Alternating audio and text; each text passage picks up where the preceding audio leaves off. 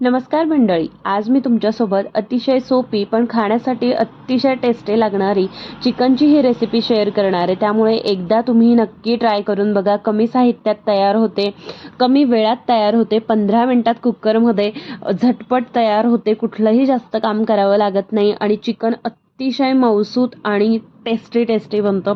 एकदा नक्की ट्राय करून बघा. तर आता सगळ्यात आधी आपण घेतले अर्धा किलो चिकन. स्वच्छ धुवून घ्यायचंय.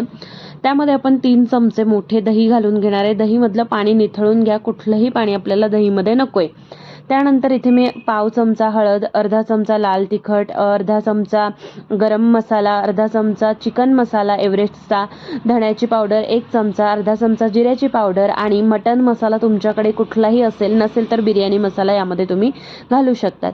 सगळे मसाले घालून झाल्यानंतर आपण चवीनुसार 1 चमचा यामध्ये मीठ घालून घेणार आहोत. त्यानंतर काही खडे मसाले घालणार आहोत.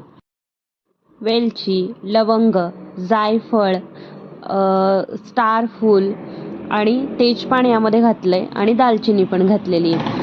तर मसाले थोडेफार कमी जास्त करू शकतात, तुमच्याकडे जे अवेलेबल असतील ते घालू शकतात. त्यानंतर मुठभर कोथिंबीर घालायची आहे आणि अर्धासा लिंबू यामध्ये आपल्याला पिळून घ्यायचा आहे. तर सगळ्यात आधी मसाले सगळ्या चिकनला लागले गेले पाहिजे, म्हणून याला छान असं हातानेच आपण मिक्स करून घेतोय. तर अशा पद्धतीने आपल्याला छान सगळीकडे मसाले लागतील याची काळजी घेऊन हे मिक्स करायचं आहे. ते मिक्स करून झाल्यानंतर त्यामध्ये मी 2 चमचे एवढी आलं लसूणची पेस्ट घातलेली आहे. सो आता आलं लसूणची पेस्ट देखील यामध्ये आपल्याला व्यवस्थित सगळीकडे लावून घ्यायची आहे आणि याला मॅरिनेशनसाठी ठेवून द्यायचं आहे. साधारणतः तुम्ही अर्धा तासासाठी ठेवू शकता किंवा लगेचच करायला घेतलं तरीही काही प्रॉब्लेम नाही आहे. सो एका जाड बुडाच्या कुठल्याही भांड्यामध्ये, आता आपण कुकरमध्ये बनवतोय, तुम्ही इतर भांड्या वापरला तरी चालणार आहे. तेल घालून घेतलेलं आहे आणि 2 मोठी उभी चिरून घेतलेली कांदे आपल्याला यामध्ये घालून घ्यायची आहे. आता कांद्यांना आपल्याला छान तळून घ्यायचं आहे, कमी ते मिडियम गॅसवरती. कांदा जळला जाणार नाही याची काळजी घ्या, पण तो आतपर्यंत छान लालसर तांबूससर झाला पाहिजे अशा पद्धतीने आपल्याला तळून घ्यायचा आहे. कांदा जास्त तळला गेला म्हणजे जर काळा झाला तर ते कडवट लागण्याची शक्यता आहे. त्यामुळे कांदा तळताना काळजी घ्या, कमी गॅसवरतीच त्याला व्यवस्थित तळू द्या. सो कांदा तळून झाल्यानंतर आपण तो सगळा काढून घेतलाय आणि त्याच कुकरच्या याच्यामध्ये आपण तेलामध्ये 1 ते 1.5 चमचा, आपल्याला माझ्याकडे मोठा चमचा होता म्हणून आपण मोठा चमचा एवढं तूप घालून घेतलेलं आहे. छान तुपामुळे खूप छान चव लागते ह्या भाजीला. तूप छान गरम झालं की अर्धा चमचा एवढं आपण त्यामध्ये जिरं घालून घेतलेलं आहे. आता जे मॅरिनेशनसाठी ठेवलेलं चिकन होतं ते घालून घेऊयात.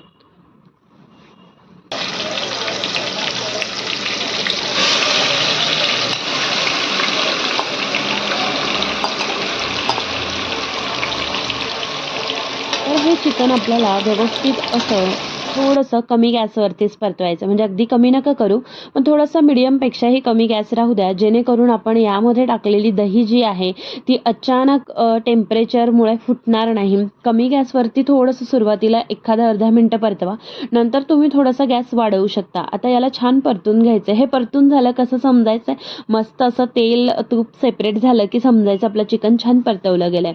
त्यानंतर यामध्ये आपण कांदा जो तळून घेतलेला आहे तो हाताने कुस्करून घालणार आहोत.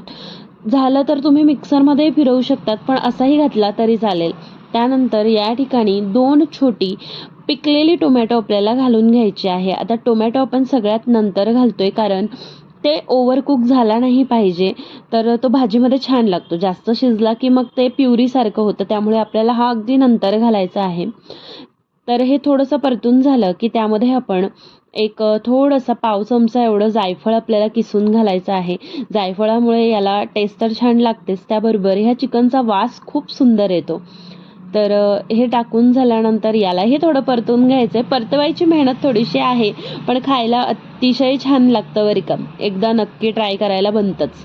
तर इथे आपण 1 छोटा कप मी गरम पाणी घेतलेलं आहे. आता पाणी थोडंफार कमी जास्त करू शकतात, पण एवढंच कपभर म्हणजे चहाचा कपभर एवढं पाणी तुम्ही घातलं ना तर ही रेसिपी अगदी परफेक्ट अशी बनते. कारण चिकन थोडंफार पाणी सोडतंच आणि दही आपण घातलेलं आहे, त्यामुळे जास्त पाणी घालू नका. तर हे थोडंसं आपण परतवलं की यामध्ये आपण भाजून घेतलेली कसुरी मेथी घालून घेणार आहे. तिलाही थोडंसं मिक्स करून घ्यायचं आहे.